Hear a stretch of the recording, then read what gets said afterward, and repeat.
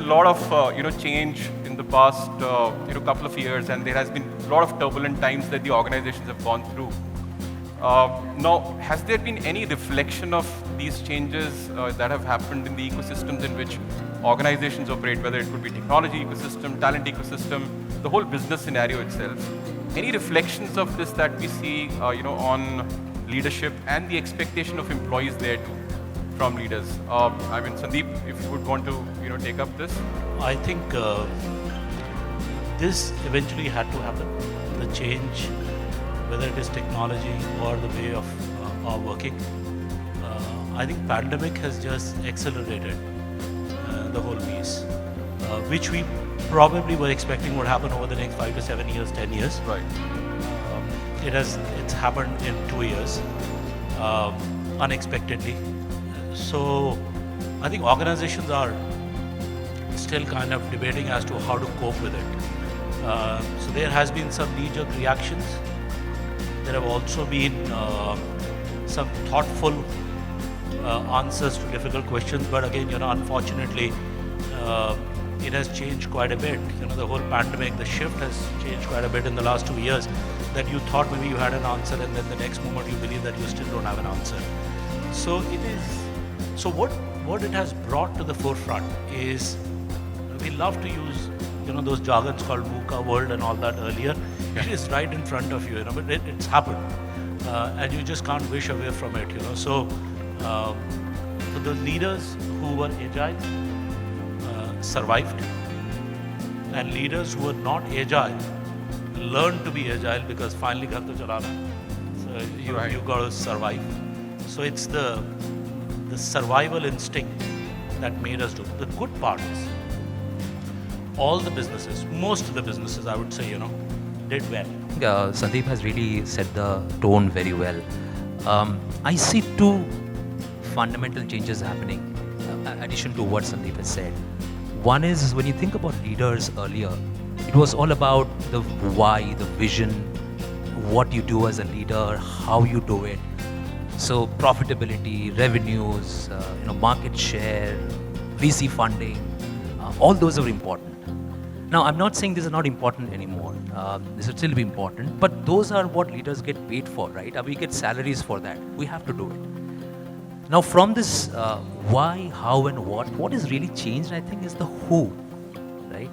Who you are as a person is as important as the whys and the hows and the whats. In fact, I jokingly say that if Simon Sinek had to write a book right now, it won't be start with why, it should start with who. Right. Because the fundamental values of humanity, right? They talk about vulnerability, talk about humanity, trustworthiness. Even the word empathy is still new. Empathy, although Industrial Revolution is 300 years old, empathy is like 50 years old. So, the more we see this change, the more basic human values are coming into the forefront. And that's what employees expect from us, to demonstrate. Don't talk about money. I want to see who you are as a person. That's one. Number two, very quickly, I think, when you talk about CEOs and CXOs, personally, I don't like this chief executive, these words. I think this puts you on a different pedestal. And I don't believe the thing that, that at the top it is very lonely. If it is lonely at the top, you're doing something wrong. If you're on the top, I think you should be surrounded with people, not the other way around. Right. I think, for me, the CEO definition is the culture execution officer. I'll give a simple example, and everybody can relate to it. And this is a point of reflection. I'm not saying that, I'm not making a point here, but all of us are struggling to get our employees back to office. And there are different reasons for doing that, right? There are different personal reasons for doing that. But to reflect on why, one way to see it is that, is your culture not good? Are the employees not willing to come to office because they don't get along? Right? They're not enjoying the conversations. So I think as leaders, what people need from us is to reflect on the culture and see what you can do. Right. Not really trying to solve, there is a pay more money or give some more benefits. Those are very short term. Right. I think that's why the full-time job of a leader has to be building the culture. Okay, that should be, if somebody is saying that, if I ask a question to a leader and say that, culture is not just a thing that we do, I think culture has to be the competitive advantage as much as a market share. Right. As much as a product could be. Right. So those two things comes to my mind. That is important. Great thoughts, Devashish. I think the reflection of values and the culture piece that you spoke about is absolutely important. I think that sets what the expectation of employees could be rather than employees stating that this is what I need, right? So it is actually a mutual process. So that's very good thought. I heard a word which was agility from you, Sandeep Girotra, right? So I'm going to address as Sandeep Girotra and Sandeep Gautam. So I know you're very passionate about Sandeep Gautam, about agility, right? So any thoughts on that point? Of course, that will reflect back upon what employees seek from leaders, but what's your thought on that? Yeah. Thanks. So, Can you we bring have it been close? living. Can you bring it close? Yeah. We have been living Yeah, it's working. in a disruptive world for last, I think, a decade or so. Business disruptions are happening. The entire technology has created a lot of ripple in the business system, and people are trying to catch up. But I think this pandemic has disrupted everything, and two things have happened. One is, I think, is the topmost person in the organization, maybe the promoter or the owner or the CEO, and the last person. Everyone, came to a same level because they were not allowed to go out, and they had personal agony. And when this kind of a big thing happens, this pandemic, so it doesn't leave anyone. So there's no hierarchy there. So one is that boundary has broken in time, and the individuals, the person, the employee, they came to the center stage because I think everyone has a human side. There's a empathy and all those things.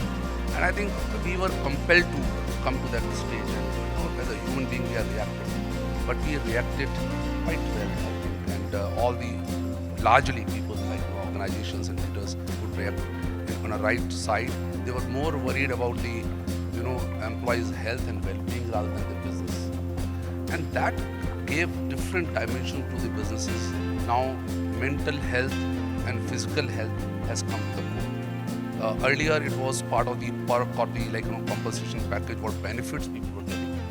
This is no more a benefit now. This is a basic fundamental requirement that whether your employees are mentally fit. Fit means are they not going through a kind of agony or the pressure. That is one. And second is the agility part.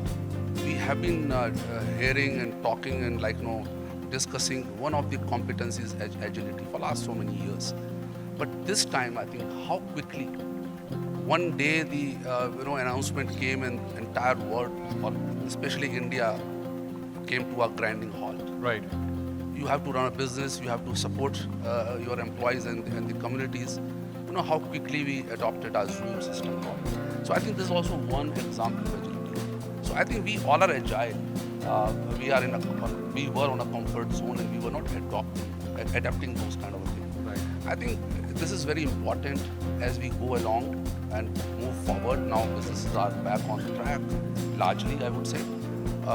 I think the agility is going to play a critical role. How we as a leader agile, and how we are making our employees or helping our employees to understand the changing business realities. Right. If we are missing that, I think we will be missing a lot of things as a business. So are you also trying to say that a leader being agile or the ecosystem being agile, the employees will or the employees will or people will automatically demand agility from the system once you actually display They that? are expecting. They're expecting that. The point right. is, Okay. we at a leadership level we decide something. Right. Sometimes we don't know what people want. Right. Fine. Okay. So Yeah, I yeah. think the time has come and we ask the employees what they want, and agility everyone wants. Right. Right. And agility from other side people Right. want more. Right. They want to be rigid but other side. Right. And I would have to add the technology is playing a big role in that. Right. To being agile. Mhm. So a lot of solutions are coming, and companies are really going big time on digitalization. People are, companies are thinking if again we come to that situation, how we will run our business. Right. So again, businesses back of mind is there, but a lot of other issues are being solved. Right. Okay. Those are good thoughts, Sandeep. Thank you so much for that. Now, One interesting thing that we could bring out of this discussion also is that leadership, I think, is always connected with a word called, controllership, for that matter. But I think the paradigms would have changed at this point in time. So, Sandeep, to you it is. Do you still see that leadership is being controllership and being accepted well in the organization, or I think times have changed where the expectations has to be other way around?